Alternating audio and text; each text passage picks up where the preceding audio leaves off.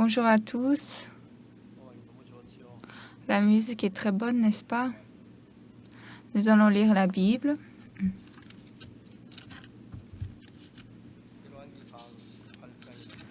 1 Roi chapitre 18. 1 Roi chapitre 18, je vais lire à partir du verset 16.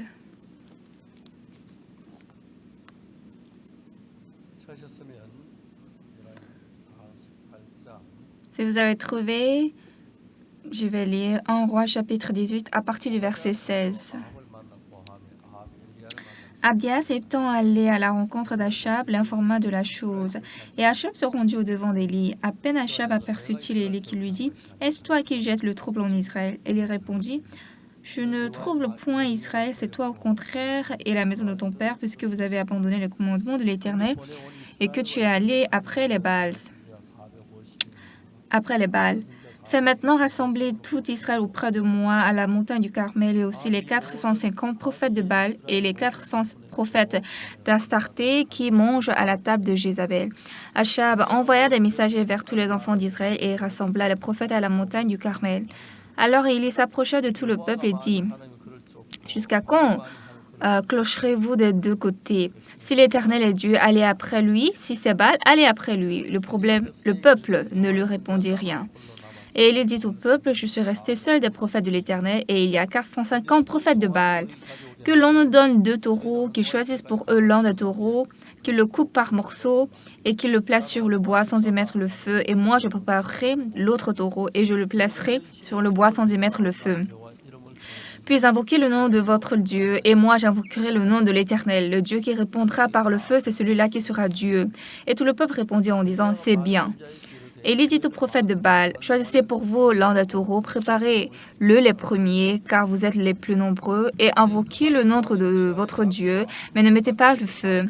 Ils prirent le taureau qu'on leur donna et le préparèrent, et ils invoquèrent le nom de Baal depuis le matin jusqu'à midi en disant, Baal, réponds-nous. Mais il n'y eut ni voix ni réponse, et ils sautaient devant l'autel qu'ils avaient fait. À midi, Élie se moqua d'eux et dit, criez à haute voix, puisqu'il est Dieu, il pense à quelque chose, ou il est occupé, ou il est en voyage, peut-être qu'il dort et il se réveillera. Et ils crièrent à haute voix, et ils se firent, selon leur coutume, des incisions avec des épées et avec des lances, jusqu'à ce que le sang coulât sur eux.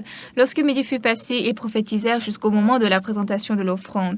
Mais il n'y eut ni voix, ni réponse, ni signe d'attention. Élie dit alors à tout le peuple, « Approchez-vous de moi. » Tout le peuple s'approcha de lui. Et Élie rétablit l'autel de l'Éternel qui avait été renversé. Il prit 12 pierres d'après le nombre des tribus des fils de Jacob, auxquelles l'Éternel avait dit, « Israël sera ton nom. » Et il bâtit avec ces pierres un autel au nom de l'Éternel. Il fit autour de l'autel un fossé de la capacité de 2 mesures de semences. Il arrangea le bois, coupa le taureau par morceaux et le plaça sur le bois. Puis il dit, remplissez d'eau 4 cruches et versez-les sur l'holocauste et sur le bois. Il dit, faites-le une seconde fois, et ils le firent une seconde fois. Il dit, faites-le une troisième fois, et ils le firent une troisième fois. L'eau coula autour de l'autel et l'on remplit aussi d'eau le fossé. Au moment de la présentation de l'offrande, Élie le prophète s'avança et dit, Éternel Dieu d'Abraham, d'Isaac et d'Israël, que l'on sache aujourd'hui que tu es Dieu en Israël, que je suis ton serviteur et que j'ai fait toutes ces choses par ta parole. Réponds-moi, Éternel, réponds-moi, afin que ce peuple reconnaisse que c'est toi, Éternel, qui es Dieu et que c'est toi qui ramènes leur cœur. Et le feu de l'Éternel tomba et il consuma l'holocauste, le bois, les pierres et la terre, et il absorba l'eau qui était dans le fossé. Quand tout le peuple vit cela, ils tombèrent sur le visage et dirent, « C'est l'Éternel qui est Dieu, c'est l'Éternel qui est Dieu. » Saisissez les prophètes de Baal, leur dit Élie, qu'aucun d'eux n'échappe, et ils les saisirent. Élie les fit descendre au torrent de Kison, où il les égorgea. Et Élie dit à Achab, « Monte, mange et bois, car il se fait un bruit qui annonce la pluie. » Achab monta pour manger et pour boire. Mais Élie monta au sommet du Carmel, et se penchant contre terre, il mit son visage entre ses genoux, et dit à son serviteur, « Monte, regarde du côté de la mer. » Le serviteur monta, il regarda et dit, « Il n'y a rien. » Élie dit 7 fois, « Retourne. » À la 7e fois, il dit, « Voici un petit nuage qui s'élève de la mer. » et qui est comme la paume de la main d'un homme. Élie dit, monte et dit à Achab, attelle et descends afin que la pluie ne t'arrête pas. En peu d'instants, le ciel s'obscurcit par les nuages, le vent s'établit et il eut une forte pluie. Achab monta sur son char et partit pour Jezreel. Et la main de l'Éternel fut sur Élie, qui se saignit les reins et courut devant Achab jusqu'à l'entrée de Jezreel. J'ai lu jusqu'au verset 46. Bonjour à tous. Nous tous, nous croyons Dieu qui est invisible aux yeux. Mais en réalité, Dieu est invisible, même si nous ne le connaissons pas, quand on ne le connaît pas. Mais quand on le connaît précisément, Dieu est vivant et il travaille par sa puissance. Il protège son peuple. Nous pouvons voir le travail de Dieu. Dans n'importe quel temps, il y avait eu le vrai serviteur de Dieu, au contraire des faux prophètes, des faux serviteurs et de fausses religions. Aujourd'hui comme avant, il n'y a aucune différence. Élie était serviteur de Dieu, choisi par Dieu, mais il a été méprisé et dédaigné parce que le roi Achab ne croit pas Dieu. Donc il a méprisé et négligé Élie et le serviteur de Dieu. Et puis les chrétiens. Mais un jour, Élie, avec les prophètes qui appartenaient à Achab, se disputent. Élie a dit, vous allez attraper un taureau et couper-le, et le Dieu qui va envoyer le feu sera le vrai Dieu. Élie a dit, on va parier. Donc tout le peuple a dit, c'est bien. Donc avec les prophètes de Baal, Élie a dit, commencez-vous d'abord. Du matin jusqu'au soir, ils ont prié, mais il n'y a eu aucune réponse. Alors Élie, lui, il est venu demander, il a prié à Dieu et le feu est tombé, ça a consumé le taureau et ils ont vu que Dieu est vivant. Donc le peuple qui ne connaissait rien a dit, à cet Éternel est le vrai Dieu. L'Éternel est Dieu. Après ça, les prophètes de Baal sont morts. Cette histoire se trouve dans cette Bible. Dans n'importe quel temps, Satan crée un faux chrétien, un faux Jésus-Christ, un faux Dieu, et il séduit beaucoup de gens. Aujourd'hui, il fait pareil. Alors, les gens disent que nous sommes des hérétiques. Ils disent nous ne prions pas, ne faisons pas ça. Et ils parlent comme ce qui sort de leur bouche. Mais une chose qui est claire, nous, par la foi de Jésus-Christ, nous avons reçu le pardon des péchés, et puis Dieu est vivant au milieu de nous. Nous avons vu ça d'innombrables fois et nous les expérimentons. Au Kenya, il y avait une femme au Kenya. Elle a participé au camp mondial en Corée. Elle a reçu le pardon des péchés. Au retour, à son retour au Kenya, son mari est devenu le vice-président du Kenya. Une fois, j'ai visité le Kenya. Donc, il y avait des programmes du séminaire. Je n'avais pas du temps, mais la première dame du vice-président m'a demandé d'encontrer son mari. Mais les programmes étaient déjà fixés, donc je n'avais pas de temps. Et maintenant, il était temps de quitter le Kenya. La veille, le soir, j'ai appelé à la première dame. J'ai dit, Madame, demain, au petit matin, j'ai du temps. Est-ce que ça va? Demain, je vais prendre le vol à telle heure et puis je vais quitter le Kenya. C'est du petit matin au petit déjeuner ou du matin. J'avais le temps, je suis allée très tôt et j'ai rencontré le vice-président. Je lui ai prêché l'évangile. Le vice-président, ce jour-là, a reçu le pardon des péchés. Il était très content. Cette fois-ci, il y a eu l'élection au Kenya, l'élection présidentielle. Et l'ancien président avait soutenu une autre personne. Et ce vice-président était presque impossible d'être élu, mais Dieu l'a rendu président. De temps en temps, il dit, moi, j'ai derrière moi un pasteur qui prie. La dernière fois, à notre programme, au palais présidentiel, il a envoyé des gens et ils ont participé à notre programme. Nous étions très reconnaissants. Il y a quelque temps, je suis allée au Kenya, j'ai rencontré le président. Je lui ai parlé de l'éducation de mentalité. Le président a demandé qu'est-ce qu'on va faire. Et on a dit de nous envoyer des personnels en charge. Et la dernière fois, il nous a envoyé environ 10 personnes. Le secrétaire du cabinet, beaucoup de personnes sont venues. Ils ont écouté l'éducation de mentalité. Ils étaient très contents. Donc, cette éducation au Kenya, nous allons enseigner à tous les élèves. Donc, après-demain, nous allons recruter les enseignants pour l'éducation de mentalité en Corée. Aujourd'hui, dans cette ère, il y a beaucoup de gens et il y a beaucoup de gens qui vont à l'église juste extérieurement et prient à Jésus-Christ aussi à l'apparence. Mais en réalité, quand nous avons reçu Jésus-Christ dans notre cœur coule avec Dieu. Et Dieu cherche des hommes pareils. Nous tous, nous péchons, et quand nous péchons, ce péché bloque nous et Dieu. C'est bloqué et rien ne peut se passer.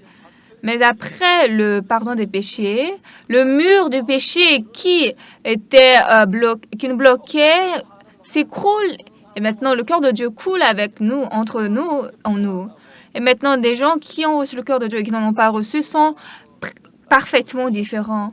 Il y a des gens qui vont à l'église, mais ils ne reçoivent pas le salut. Mais il y a des gens, avant de même venir à l'église, à travers l'entretien, il a reçu le pardon des péchés. Mais ce qui me fait mal, aujourd'hui, toutes les églises en Corée sont pécheurs. Il y a quelque temps, le pasteur Cho Young-gi, il est très populaire en Corée.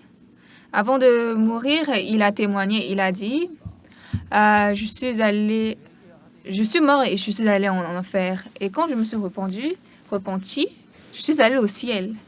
Ça, c'est un mensonge parmi les mensonges. Dans la Bible, on parle du ciel et de l'enfer, l'histoire de Lazare et le riche. Ce riche, il était très riche et donc il n'a pas cru Jésus et Dieu. Et il est tombé en enfer dans le feu.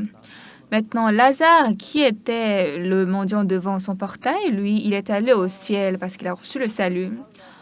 Maintenant, le riche de l'enfer a regardé Lazare qui était au ciel et Abraham, il a dit, Père Abraham, est-ce que vous pouvez tremper votre doigt dans l'eau et me donner juste une goutte ici? Mais Abraham a dit quoi? Non, je peux ni aller là-bas, ni toi, tu ne peux pas venir ici. En enfer, si vous pouvez vous repentir pour aller au ciel. Au ciel, on ne va pas par la repentance, mais on peut aller au ciel en croyant le sang de Jésus qui a lavé mes péchés. Et il faut l'assurance du péché dans mon cœur que le sang de Jésus a lavé mes péchés pour aller au ciel. Aujourd'hui, de nombreuses églises, ils vont à l'église, de nombreux fidèles vont à l'église, ils chantent « Jour joyeux, jour joyeux ». Le jour où Seigneur a lavé mes péchés. Ils chantent par la bouche, mais en prière, ils disent Seigneur, je suis pécheur, pardonnez-moi mes péchés. Ils disent Dieu a lavé, après ils disent qu'ils sont pécheurs. Dieu même, il sera confus. Mais ça, c'est l'écoulement réel des églises coréennes. Quiconque parle comme ça, lorsqu'ils chantent, ils disent nous sommes pécheurs. Mais quand on leur parle de pardon des péchés, ils disent que nous sommes hérétiques. C'est très drôle, n'est-ce pas? Mais lorsque nous regardons la Bible, il y a beaucoup de prophètes, mais des prophètes qui appartiennent à Dieu, des prophètes qui ne sont pas Dieu. Dans la Bible du matin que nous avons lu, dans cette parole, lorsque nous regardons précisément la Bible, Dieu a choisi son serviteur. Son serviteur était Élie. Mais le roi servait Baal. Comme il servent Baal, alors quand le serviteur de Dieu est méprisé, il est mort. Maintenant, c'est Élie seul qui est resté ici. Mais les prophètes de Baal sont combien? 450. Alors Élie a rencontré Achab. Comme pendant des années, il n'y avait pas eu de la pluie, donc la terre était sèche. Et comme il n'y a pas des herbes, il cherchait des herbes pour faire manger ses chevaux. Et en ce temps, il a rencontré Élie. Et le roi a dit, Élie, est-ce toi? Élie a dit, oui, c'est moi. Donc il a dit, appelez les 450 prophètes de Baal. Qui est le vrai Dieu? Nous allons voir. Donc le roi Achab a rassemblé 450 prophètes de Baal. Donc le peuple était juste en train de regarder et Élie est venu, il a parlé. Les prophètes de Baal sont 450, mais le prophète de Dieu, c'est moi seul. Mais qui est le vrai Dieu? Nous allons voir. Et donc, on va couper le taureau, mettons ça sur le bois, mais ne mettez pas le feu. Maintenant, vous priez à votre Dieu, moi je vais prier à mon Dieu. Le Dieu qui va répondre par le feu sera le vrai Dieu. Faisons comme ça. Donc, ils ont dit, ah oui, c'est bien. Donc, Élie a dit, choisissez pour vous, faites-vous d'abord, vous serez les premiers. Donc, les dieux, prophètes ont dit quoi? Oh Baal, exaucez-nous, exaucez-nous. Mais en bas, il n'y a pas Dieu. Comment Dieu va se manifester là? Ça n'a pas de sens. Donc, jusqu'au soir, ils ont prié. Après, comme ça ne marchait pas, ils ont fait des incisions. Ils ont fait couler du sang, mais le Dieu de Baal n'a pas répondu. Alors, qu'est-ce qu'Élie a dit? Élie a dit, criez à haute voix. On ne sait pas s'il dort ou il est en voyage. Mais leur Dieu n'avait aucune réponse. Après, Élie est sorti. Il a fait l'autel. Il a déposé un taureau. Et puis, il a dit, versez de l'eau. Donc, ils ont versé de l'eau sur le fossé. Et l'eau a fait remplir sur le bois. Et ensuite, Élie a prié à Dieu. Dieu, que l'on sache aujourd'hui que tu es Dieu en Israël, que je suis ton serviteur, et que ce peuple reconnaisse que c'est toi, éternel, qui est Dieu. Aujourd'hui, le christianisme a corrompu, est tellement corrompu. Et la plus grande chose, c'est quoi? Le christianisme nie la croix de Jésus. Ça ne veut pas dire qu'ils n'ont pas déposé la croix. Ils installent la croix, ils chantent la croix. Cependant, si Jésus-Christ est mort sur la croix pour mes péchés doivent être lavés. C'est ça le principe. Vous dites Amen? Ils disent que sur la croix, Jésus-Christ a lavé leurs péchés. Ils chantent. Roi de rois, le Seigneur Jésus a versé son sang pour moi comme un verre, a été châtié. Jour joyeux, le jour où le Seigneur a lavé le péché. Ils chantent, mais ils disent prions. Ô Seigneur, pardonne le pécheur. C'est parce que c'est Dieu qui comprend, mais l'homme sera confus parce qu'ils ont chanté qu'ils sont justes et prient qu'ils sont pécheurs. Donc aujourd'hui, dans les grandes églises, les anciens, les gens comme ça, les anciens donnent beaucoup d'offrandes à l'église. Ils ont travaillé avec du zèle. Ils sont reconnus aussi à l'église. Dans les églises, ils sont reconnus comme un bon ancien, qui a de la foi. Mais comme ils n'ont pas reçu le pardon des péchés, alors jusqu'à leur mort, ils tremblent de peur. Je suis pécheur, qu'est-ce que je dois faire? Eux tous parlent comme ça. Eux tous, ils cachent. Alors, autrement, la vraie vérité est par le sang de Jésus, laver son péché par le sang de Jésus.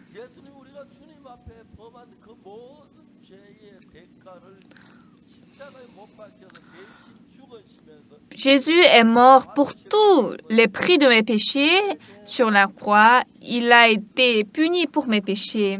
Et il est vrai que mes péchés sont lavés tout blancs comme la neige. C'est ça la vraie vérité.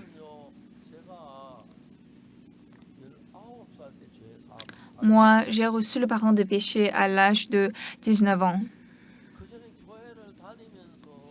Et avant ce temps, j'allais à l'église. Je suis désolée. Quand j'étais petit, il y avait eu la guerre de Corée. Notre pays était très difficile.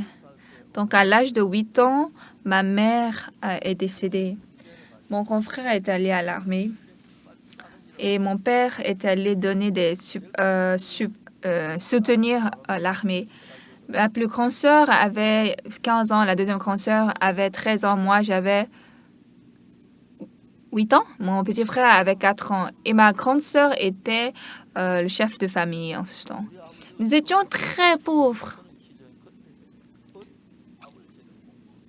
Mon grand frère, mon père était élancé de taille, mais moi, je suis court parce que je n'ai pas bien mangé à mon enfance. Mon fils est haut et grand. Mon petit-fils, lui, il a une taille jusqu'à 2 mètres. Je ne sais pas comment il a fait. Et en ce temps, à notre époque, nous étions très difficiles. Et qu'est-ce que nous avons pensé? Nous allons serrer notre ceinture. Nous pouvons rester affamés, mais nous n'allons jamais laisser à jeun nos enfants. C'est comme ça que nous avons vécu. Et vraiment, Séoul est devenu très bon pays, très bonne ville. Mes petits-enfants, ils mangent tellement bien comme des cochons et ils grandissent jusqu'à 2 mètres de taille. Et en regardant leur taille, je dis, OK, j'ai déjà effacé ma rancune, ça va, ça me va. Ce qui est important, j'ai pris de l'âge, 11 ans, 12 ans, 15 ans, et comme j'avais faim, avec mes amis, j'ai commencé à voler. On courbe le couteau et puis on dépose dans la poche. Et maintenant, il y a des vergers dans notre village et ce sont souvent des arbres de mandarines. Et il y a des épines, donc il faut couper les épines pour qu'on puisse entrer. Donc, on coupe les épines comme on taille les crayons. Et puis, quand on coupe, en tout cas, on a un peu d'espace pour entrer dans le verger. Et puis, on entre et on cueille la pomme et on remet le bois. Et une fois le patron nous a surpris. Le problème, c'est qu'on n'a pas trouvé l'épine que nous avons coupée parce que ça n'a pas vraiment... Ça ne se montrait pas et on a vraiment failli être attrapés. Une fois, nous sommes entrés dans le champ des melons jaunes. On volait les melons jaunes et puis on s'enfuyait parce que le patron nous a surpris. Et en ce temps, quand le patron m'a vu, il a appelé mon nom en disant « Ah, lui, il est le garçon de Monsieur Dupont. » En ce temps, j'avais tellement honte et j'ai fui. Mais je n'ai pas volé comme ça, vous savez. Comme je crois à Jésus, je ne peux pas entrer dans le champ de melons jaunes comme les autres. Je faisais doucement pour ne pas piétiner les épines. Les autres, eux, ils ont d'abord mangé le melon jaune, puis ils ont jeté. Même moi, j'ai seulement senti l'odeur pour choisir le melon jaune. Je n'ai pas cassé les fruits. Je suis un gentil voleur. Mais mon père a dit, vraiment, je ne peux pas vivre à cause de toi dans ce village. J'ai tellement honte de toi. Mais moi, j'ai vraiment fait attention pour ne pas piétiner les épines, les fruits. En tout cas, c'est comme ça que j'ai vécu. Mais quand je me regardais, en toute chose, j'étais la personne très apte, habile pour entrer en enfer. Et aussi, j'avais tellement menti, comme je mens beaucoup. Au contraire, comme je suis une personne vraiment qui n'a rien, qui suis beaucoup défaillante, et donc j'ai un peu ajouté de mensonges. Mais après 1 an, j'ai vu que si j'ouvre seulement ma bouche, je mentais seulement. Et les gens me disent, Oksu, il ment encore. Décidément, je voyais que je suis un menteur, un voleur, et je n'avais aucun doute que j'irais en enfer. Mais vraiment, je ne voulais pas aller en enfer. Donc, j'étais jeune en ce temps. À 15 ans, à 16 ans, j'allais à la dévotion matinale. À la dévotion matinale, lorsque tous les gens sont rentrés chez eux, moi, je demandais, prier à Dieu de pardonner mes péchés. C'est comme ça que je vivais. Et puis, à l'âge de 17 ans, j'ai commencé à lire la Bible. Cette Bible, quand vous lisez ça 10 heures par jour, en 7 jours, vous pouvez finir cette Bible. Et puis donc, pendant une semaine, si je lis seulement la Bible sans rien faire, je peux finir la Bible, l'Ancien et le Nouveau Testament une fois. J'ai lu l'Ancien et le Nouveau Testament une fois, 2 fois, 3 fois, 4 fois, 10 fois, 20 fois, en la lisant comme ça. Ce qui est très étonnant, j'ai lu Lévitique chapitre 4. J'en ai beaucoup parlé sur ça, n'est-ce pas? En Lévitique chapitre 4, il y a la vraie méthode pour laver le péché. Parmi le peuple d'Israël, lorsqu'ils ont péché, comment on peut laver le péché du sacrificateur? Et puis comment laver le péché de toute l'assemblée? Comment laver le péché du chef de la tribu? Comment laver le péché de quelqu'un du peuple? Cette parole c'est bien décrit dans la Bible. La Bible est claire, mais pourquoi les pasteurs ne nous expliquent pas ça? Moi, donc, j'ai ouvert la Bible et j'ai cherché, je me suis conduit à recevoir le pardon des péchés. Dans Lévitique chapitre 4, premièrement, quand le sacrificateur a péché, après, quand le chef de l'assemblée a péché, le chef de la tribu a péché et un citoyen, quelqu'un du peuple a péché. En Lévitique 4, verset 27 dit ici, c'est quelqu'un du peuple qui a péché involontairement en faisant contre l'un des commandements de l'Éternel, des choses qui ne doivent point se faire et en se rendant ainsi coupable et qu'il vienne à découvrir le péché qu'il a commis. Il offrira en sacrifice une chèvre, une femelle sans défaut pour le péché qu'il a commis. Il y a une méthode pour laver le péché. Et donc, jusque-là, j'ai compris. Après le verset 29 au verset 30, il y a une parole qui dit « Il posera sa main sur la tête de la victime expiatoire. » La victime expiatoire représente le bouc, la chèvre qui va mourir à la place de mon péché. Et poser sa main sur la tête de la victime expiatoire, qu'est-ce que ça veut dire? On pose la main pour nommer pasteur ou ancien. Pourquoi il faut poser la main sur le bout? Le bout va devenir pasteur ou ancien. Donc, je ne comprenais pas ça et puis, je cherchais la réponse. Mais vous savez, la Bible, elle est très étonnante. Quand Dieu a créé l'homme, il a créé l'homme en une paire avec la femme, l'homme et la femme. Et lorsque l'homme et la femme deviennent un, ils donnent d'enfants et ils se prospèrent. C'est comme ça. Ils se reproduisent. Même dans la Bible, toute chose a son parti de pair. Et donc, si nous lisons tout comme ça, on ne peut pas comprendre. Mais quand on cherche son compagnon, son parti, nous pouvons comprendre parfaitement. Donc, dans Lévitique chapitre 4, verset 29, pourquoi il faut poser la main sur la tête de la victime? On dit seulement de poser la main. Maintenant, j'ai voulu chercher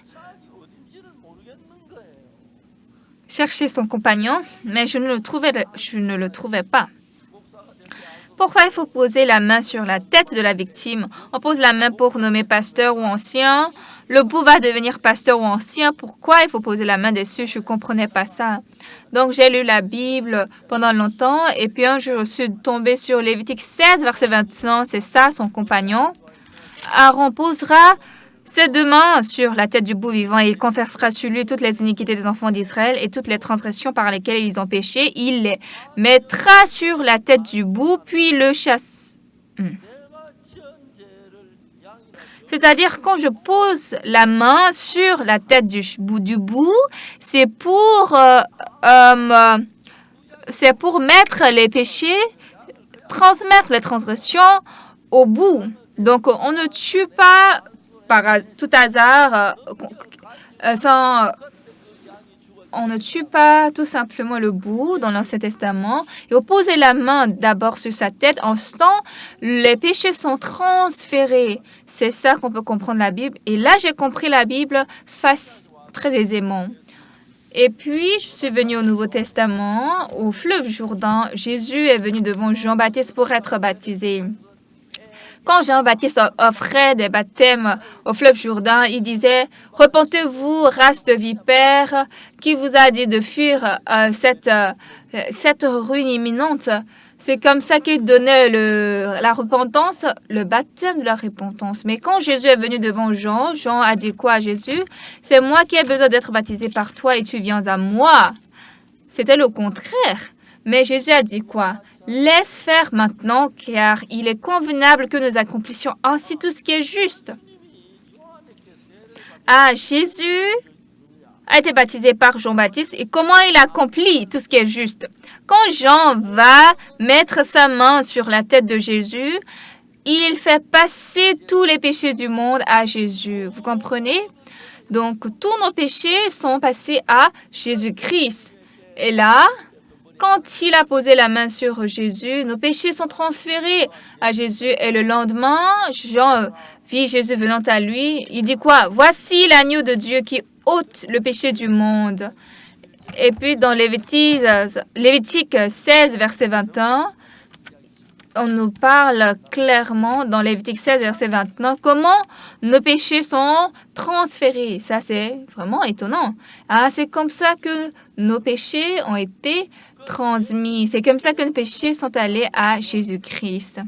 Donc, le lendemain, après ça, Jean-Baptiste a dit quoi? Voici l'agneau de Dieu qui ôte le péché du monde. Déjà, nos péchés sont allés à Jésus-Christ. Et lorsqu'à cause de ce péché, Jésus-Christ a été baptisé, mort sur la croix, nos péchés sont déjà lavés et la Bible a inscrit parfaitement que nos péchés sont effacés. Donc, Jésus qui est mort pour nous, Jésus qui a lavé nos péchés par son sang, nos péchés sont lavés. Donc, qu'est-ce que nous devons croire? C'est pas mon bien, mon zèle, la prière, la repentance, la manière dont j'ai lu la Bible, ce n'est pas ça. Mais comme Jésus est mort sur la croix à cause de mes péchés ont été lavés. Donc, bien-aimés, qu'est-ce que nous allons croire? Dieu a fait passer les péchés du monde à Jésus. Et comme Jésus est mort sur la croix pour nos péchés, cette mort à l'époque, Jésus n'est pas mort pour son péché. C'est nos péchés qui sont allés à Jésus. Et à cause de ces péchés, Jésus est mort. Et donc, cette mort a lavé nos péchés, tout blanc comme la neige. Amen. Donc, la vraie vie de la foi, c'est croire devant Dieu que mes péchés ont été lavés. Donc, au temps du prophète Élie, il y avait le roi Achab. Et lui, il ne croyait pas Dieu. Il persécutait. Donc, il a tué tous les serviteurs de Dieu, tous les prophètes.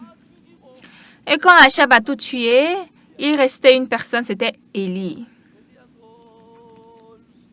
Élie était toujours caché. Après un jour, Dieu a dit à Élie, « Va devant le roi Achab. » Et donc, Élie lui apparut. Et donc, le roi Achab voulait l'attraper. Tout le peuple s'est réuni.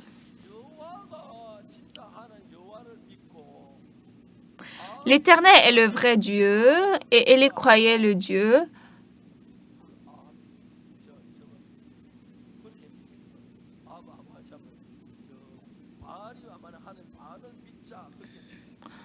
Et au prophète de Baal, il a dit, nous allons voir qui est le vrai Dieu. Donc, il a rassemblé tous les 450 prophètes de Baal. Nous allons couper un taureau, déposer sur le bois et on va prier. Vous-même priez, moi je vais prier. Et celui qui va nous envoyer le feu sera le vrai Dieu. Et là, tout le peuple a dit quoi? C'est bien. Qu'est-ce qu'Élie a dit? aux prophètes de Baal, préparez les premiers. Donc, les prophètes de Baal demandaient à Baal, exaucez-nous, répondez-nous.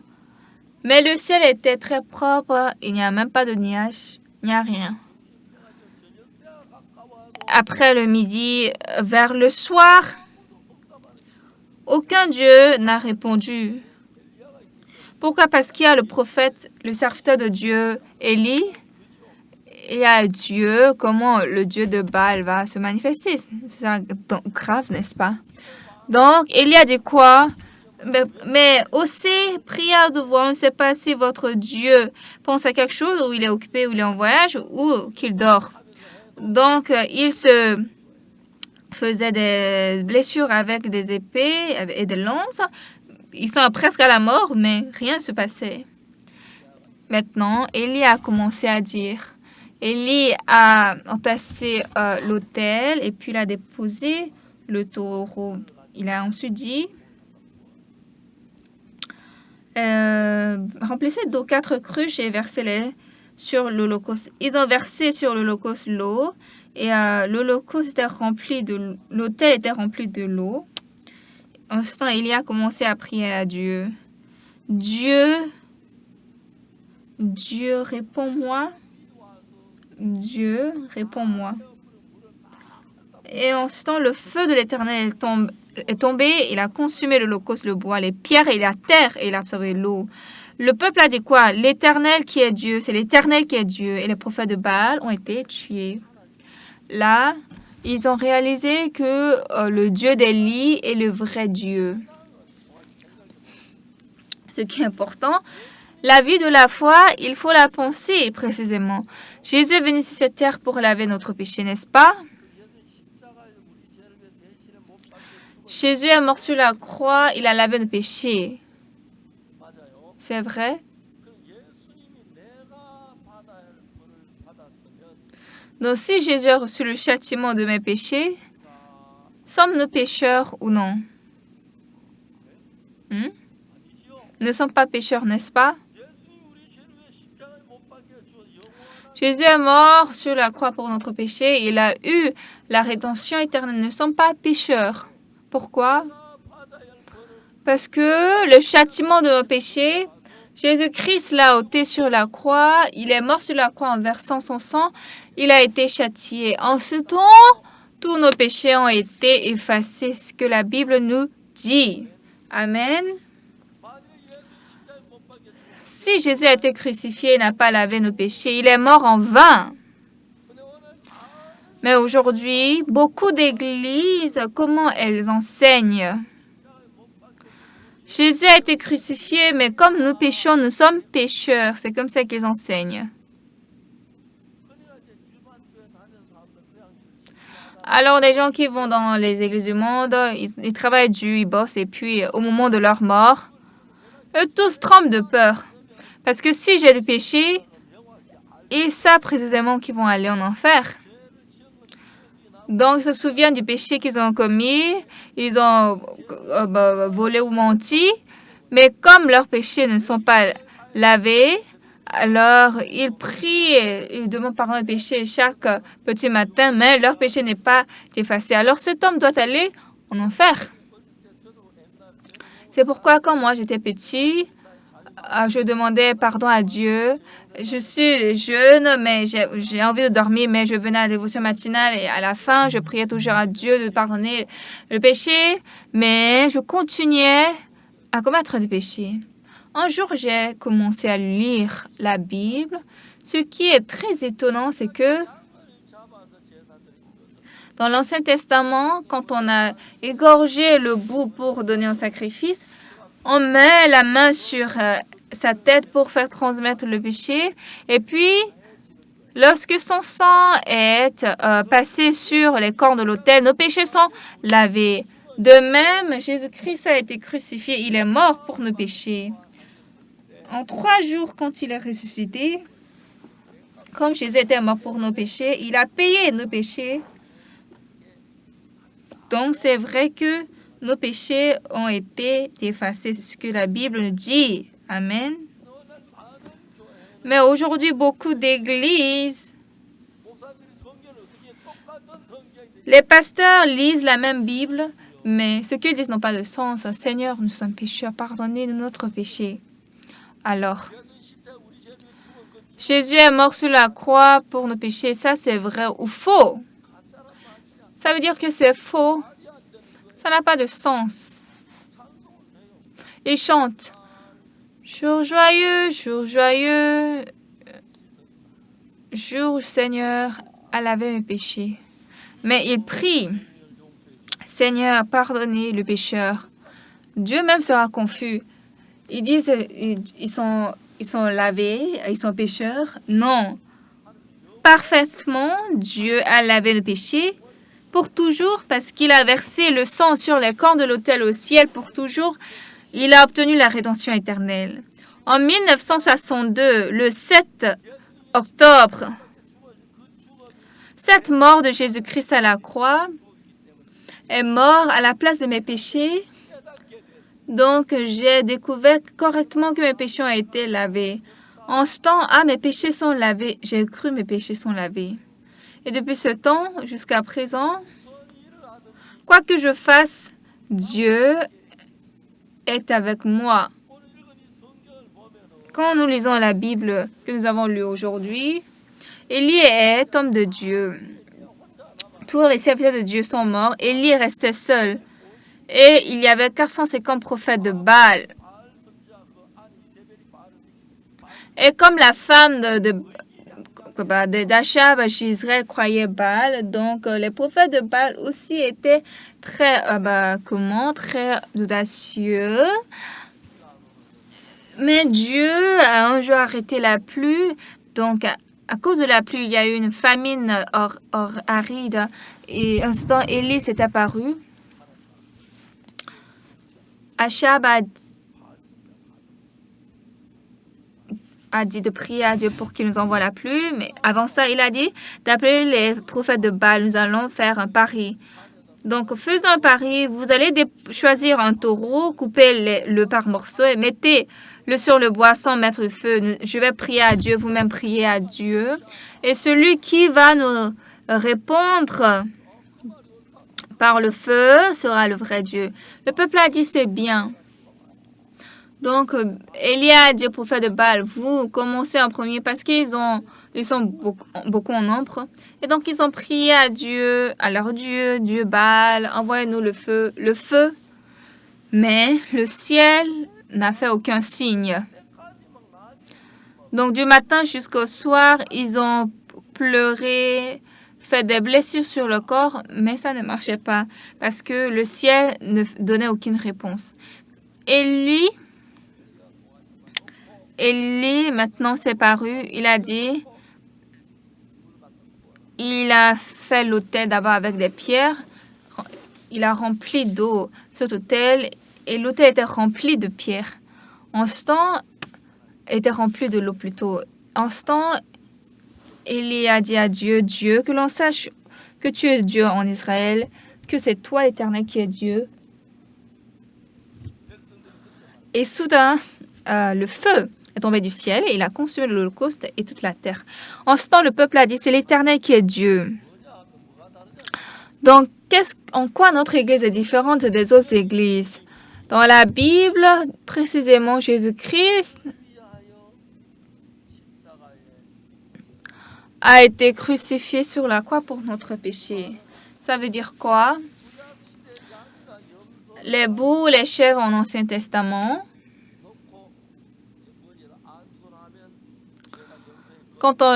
avant de les éroger, on met la main sur leur tête et lorsqu'ils meurent, c'est leur sang qui va laver notre péché. Mais à l'Ancien Testament, ce sacrifice, dans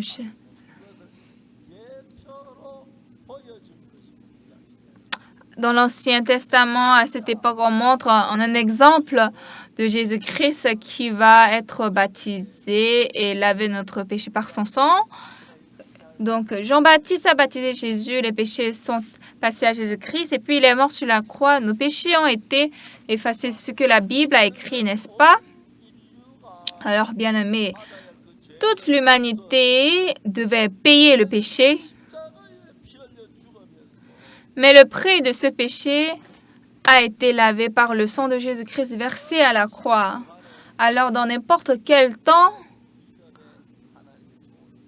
il y a un vrai serviteur de la foi de Dieu et un faux serviteur. Donc, si c'est un vrai chrétien, église chrétienne, Jésus-Christ est mort pour notre péché. Nos péchés ont été lavés. Du coup, nos péchés sont lavés. Nous sommes justes, nous sommes propres. Nous devons parler comme ça pour dire qu'on croit le vrai Dieu.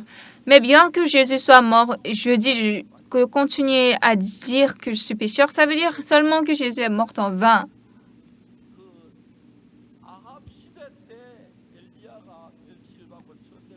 Dans le temps d'Achab, Élie a été méprisé et blasphémé. Tous les autres serviteurs ont été tués. Il restait seul. Nous aussi, notre Église, nous sommes peu de nombre, mais des gens qui viennent ici, tout le monde a péché.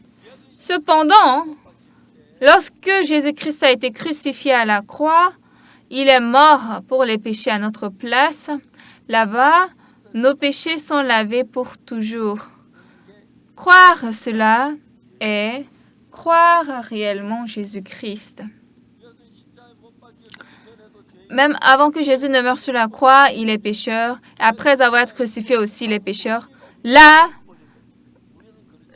ça veut dire que Jésus est mort en vain. Mais ce n'est pas le cas avant la mort de Jésus-Christ, que je connaisse ou pas. Comme Jésus-Christ est mort pour nos péchés, tous nos péchés sont lavés pour toujours. C'est ce qui est écrit dans la Bible. Amen. Alors, qu'est-ce que nous croyons? Nous croyons le sang de Jésus et donc la mort de Jésus sur la croix. Cette mort nous a rendus parfaits et propres. En 1962, j'ai lu la Bible, spécialement dans Hébreux chapitre 10.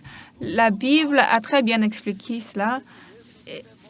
Et on peut trouver cette parole vraiment dans beaucoup de parties de la Bible. Dans l'Ancien Testament, on offrait en sacrifice le taureau ou la chèvre ou le bouc pour montrer en image la mort de Jésus-Christ à la croix.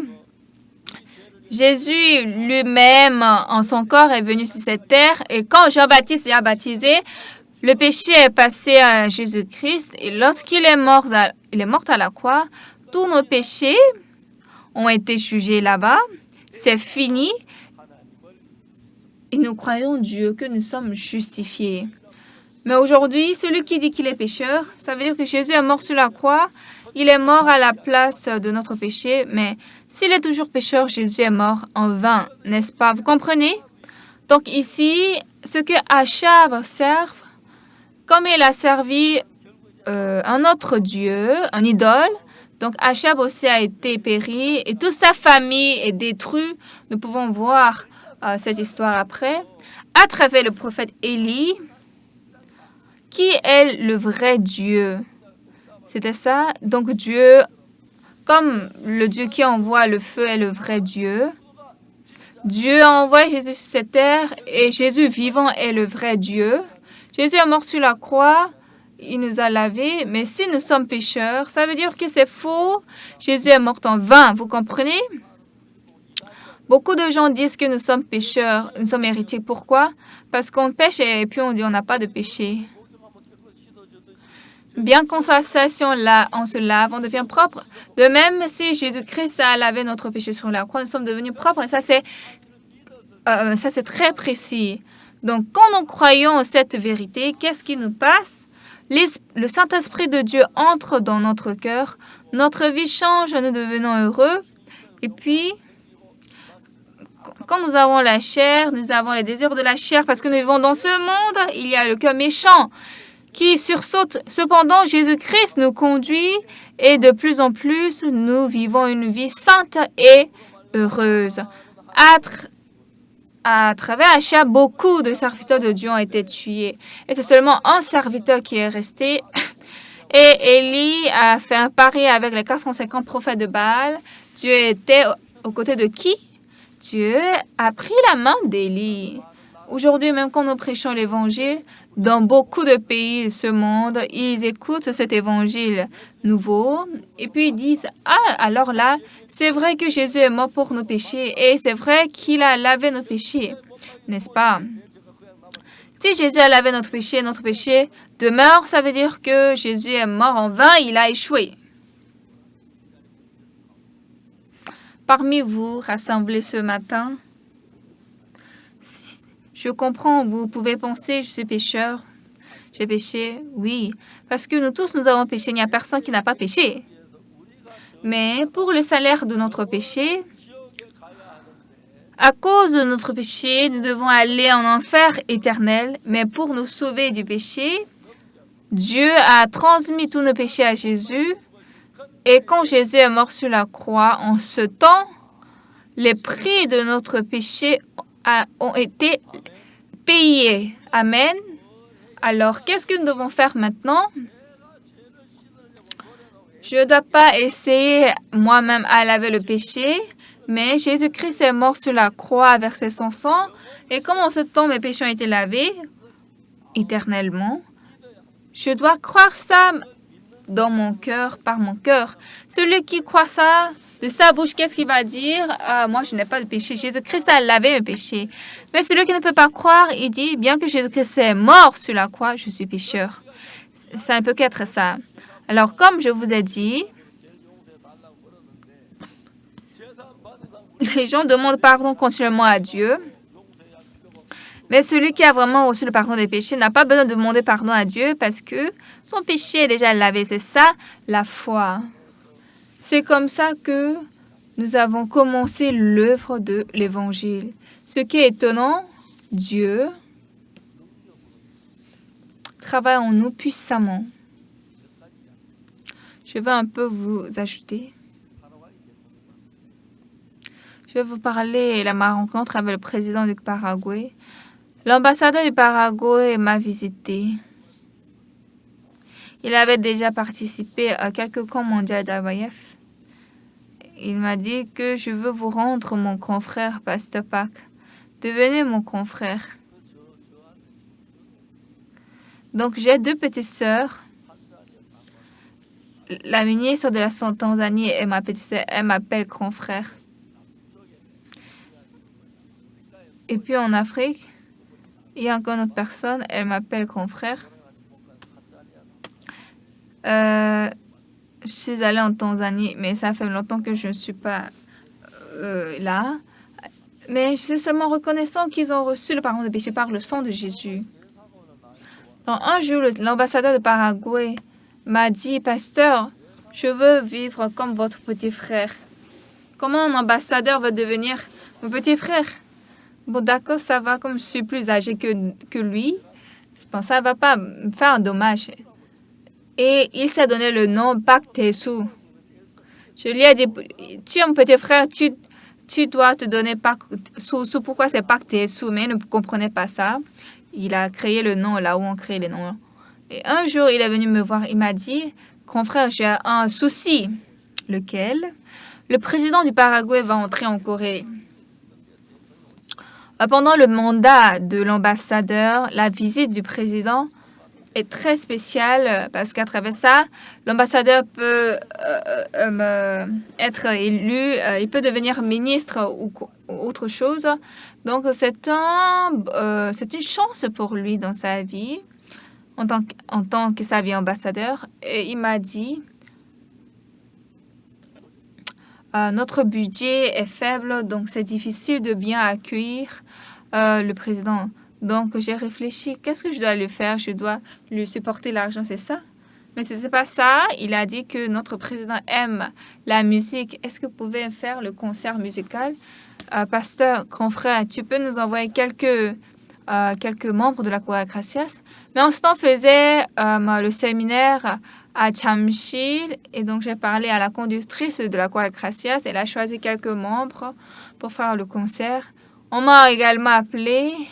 Normalement, je commence le sermon à 20h20 comme ça, ou à 20h18. Et donc, j'ai été au séminaire, je suis restée là jusqu'à 19h30 et puis je suis venue au lieu du concert musical, là où il y a l'ambassadeur.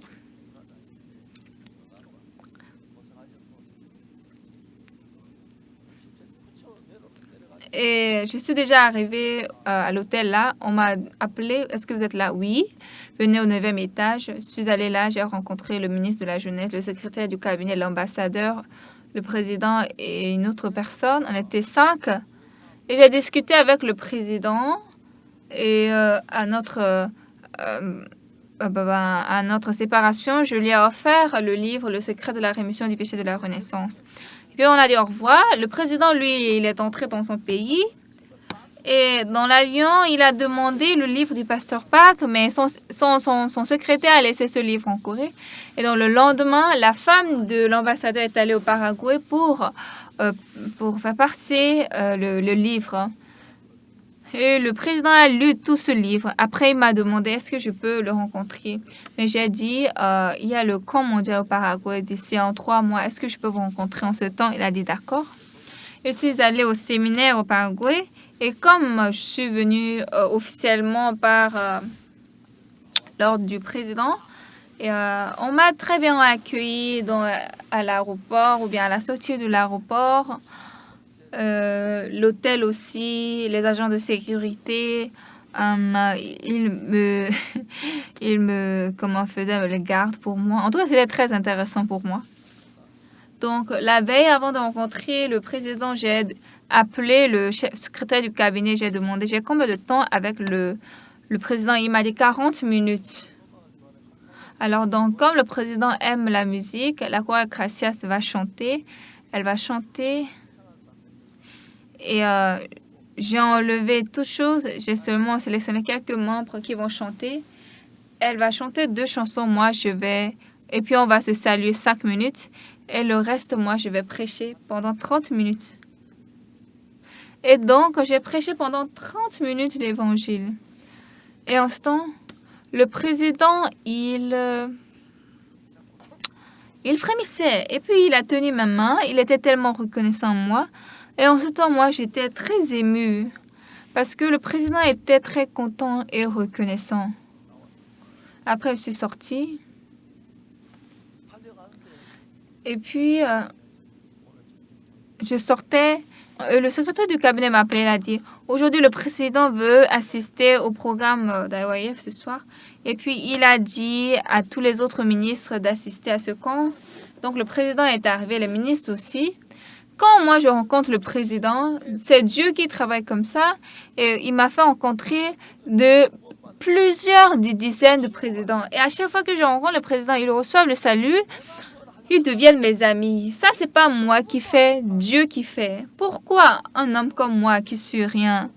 Je suis court de taille, je suis vilain, en toute chose, je ne suis pas bon. Mais comme Dieu a fait comme ça, cette fois, je suis très reconnaissant parce que Dieu a aidé notre travail, notre pays à désormais des choses importantes. Et nous sommes en train de parler avec le président parce qu'on nous demande de travailler pour le pays. Et les frères aussi sont contents. Donc, en tout cas, même la semaine prochaine, je vais rencontrer les présidents à l'étranger.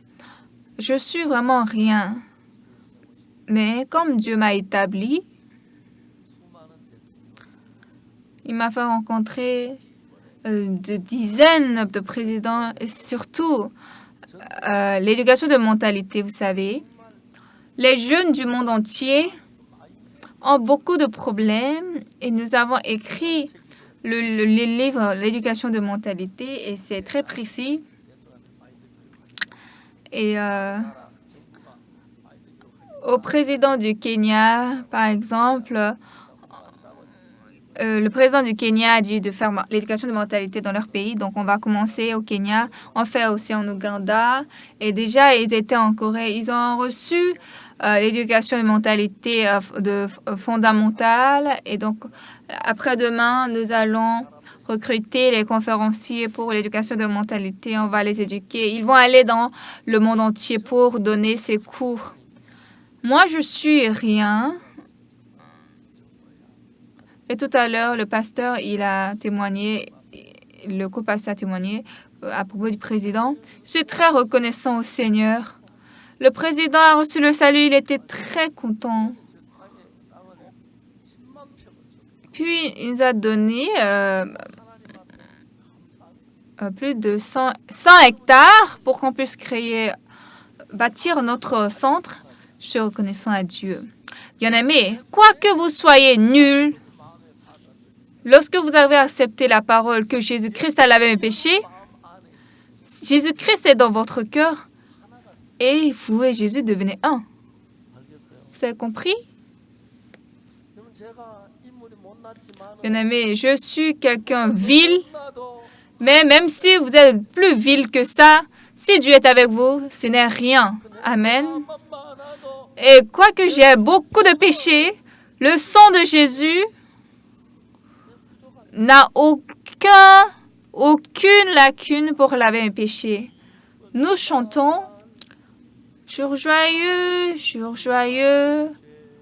jour où Jésus lava tous mes péchés. Quand j'ai rencontré le président du Ghana, devant sa mort, il était un président très fervent, mais il tremblait de peur parce qu'il va aller en enfer. Mais quand je lui ai prêché l'évangile, ce jour-là, il a reçu le salut et après 5 heures, il a rendu l'âme. Nous avons des choses très, très reconnaissantes. Tous les gens que je rencontre, comme Jésus est mort pour le péché de l'humanité, Jésus est mort aussi pour votre péché. Amen. Donc, votre péché est fini sur la croix. Croire ça est croire Jésus.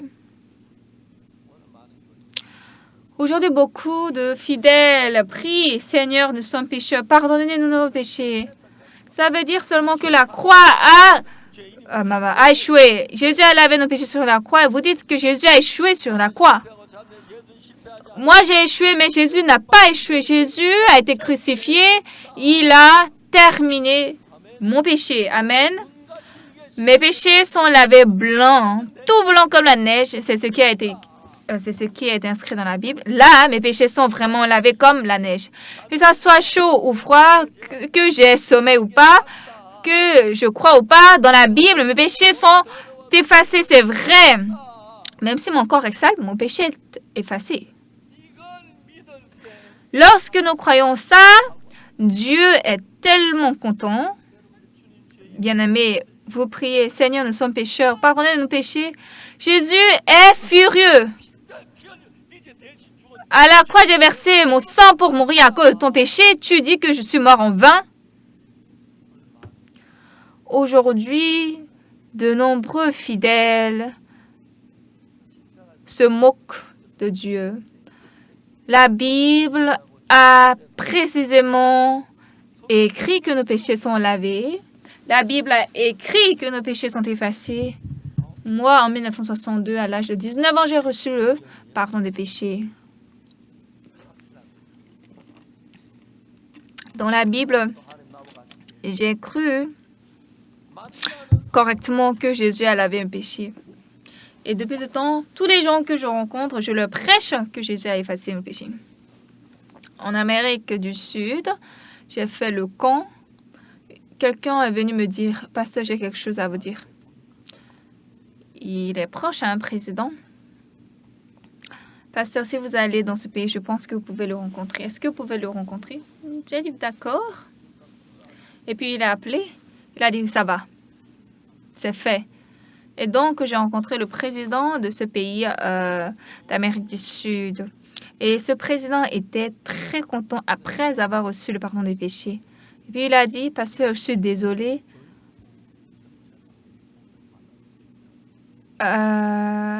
Toutes les personnes du ministère de l'Éducation veulent vous rencontrer. Est-ce qu'on peut vous rencontrer? » J'ai dit, « Oui, ça va. » Et donc, devant le ministre de l'Éducation et des personnels du ministère, j'ai prêché l'Évangile, j'ai donné le cours de mentalité.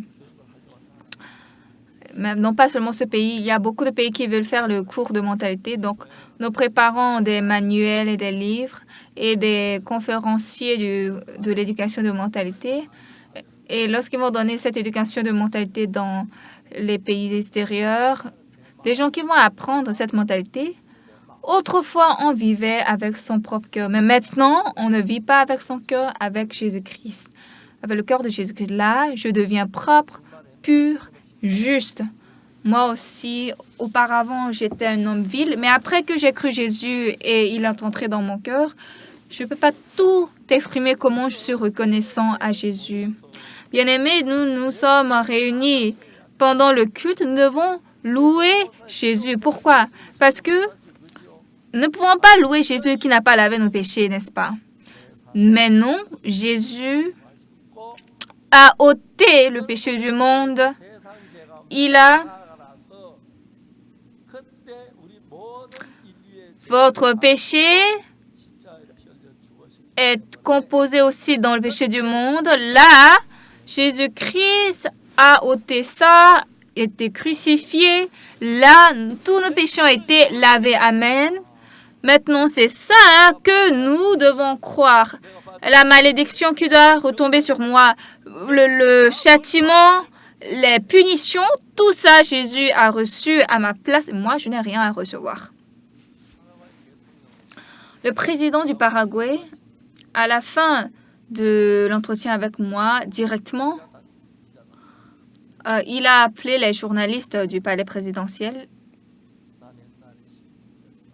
Et puis, il a donné un discours. Il a dit, avant, j'étais un prêtre, mais j'ai aimé une femme. Je l'ai beaucoup aimée. Et j'ai un fils que j'ai caché. Mais Dieu a lavé mes péchés. Et j'espère que les citoyens du Paraguay lavent pardonnent mes péchés. Là, tout le monde entier était bruyant, était étonné en écoutant le président. Comment un président peut être franc comme ça? Il était très honnête. Après avoir reçu le salut, le président est devenu très paisible. Mais après quelque temps, il a eu de cancer. Au Brésil, il a reçu l'opération. Il a failli mourir. Et miraculeusement, il a été sauvé, il a été guéri.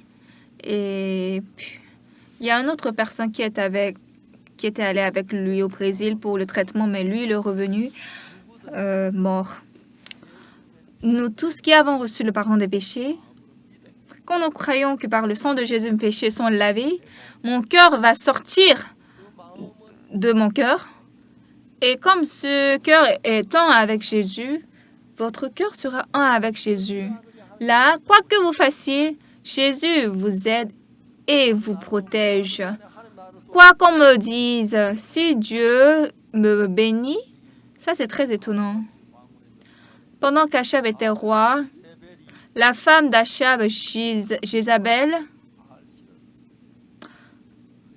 elle servait le dieu Baal. Ils ont tué tous les serviteurs de Dieu, les chrétiens, et puis seulement Élie seul restait. Et donc, Élie a montré à tout le peuple que l'Éternel Dieu est le Dieu. Il a tué tous les autres prophètes de Baal. Il a dit, Éternel, c'est lui qui est Dieu, et tout le peuple est revenu à Dieu. Ils ont été bénis. Donc, moi, je ne suis pas une personne de cette époque, mais Jésus-Christ est toujours là. Il est notre Seigneur. Comme Jésus est mort sur la croix pour nos péchés, le châtiment de notre péché est fini sur la croix. Mon péché a été lavé. C'est comme ça que moi j'écris, c'est-à-dire c'est comme ça que je crie. Et aujourd'hui, les gens disent qu'ils sont pécheurs, mais ils disent maintenant, actuellement, dans 125 pays et 62 émissions sont en train de mettre diffuser mes sermons. Seulement aux États-Unis, 50 émissions diffusent mon sermon. Vous savez, cette fois-ci au camp mondial, il y avait de la pluie, mais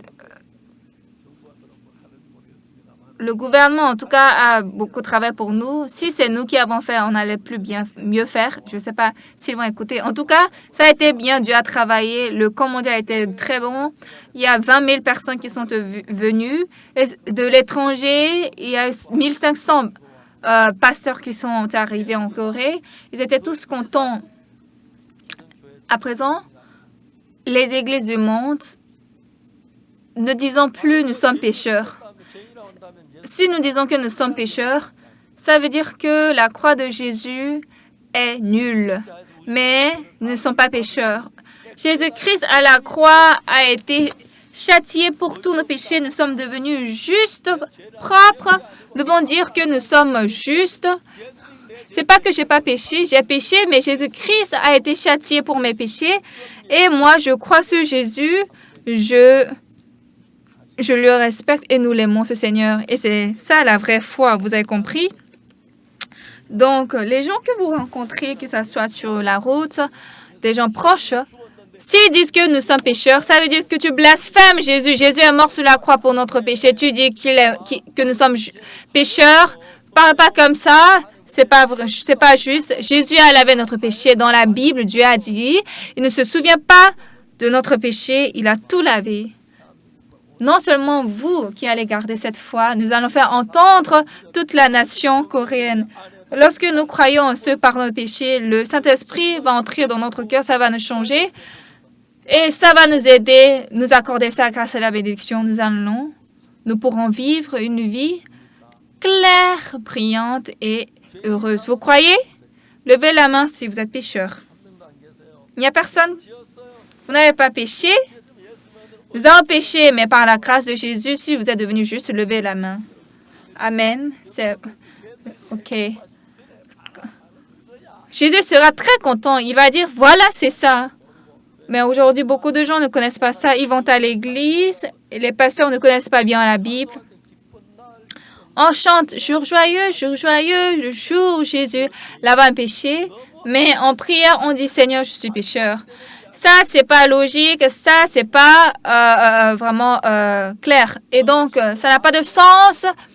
Nous allons faire reconnaître tous les citoyens de Séoul et toute la Corée et tous les pays du monde vont connaître cet évangile. Nous avons envoyé des missionnaires dans le monde entier. Nous allons envoyer plus de missionnaires et ensemble, nous allons avec le sang de Jésus-Christ recevoir le pardon des péchés et jouir de la bénédiction ensemble. Merci.